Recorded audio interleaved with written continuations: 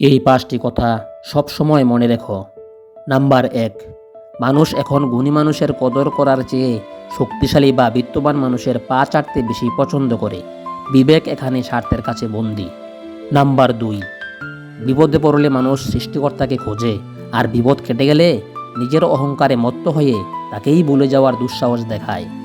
Number 3, অন্যের ব্যক্তিগত জীবনের ভুলগুলো খুঁজতে মানুষ যতটা পরিশ্রম করে, নিজের চরিত্র সংশোধনে তার 1% সময়ও ব্যয় করে না। নাম্বার 4, বর্তমানে মানুষ কেবল সুন্দর চেহারার মায়ায় পড়ে যায়, অথচ সেই সুশ্রী অবয়বের আড়ালে থাকা কুৎসিত মানসিকতা চেনার ক্ষমতা হারিয়ে ফেলে। নাম্বার 5, মানুষ এখন বইয়ের পাতার চেয়ে অন্যের ব্যক্তিগত জীবনের পাতা উল্টাতে বেশি আগ্রহী।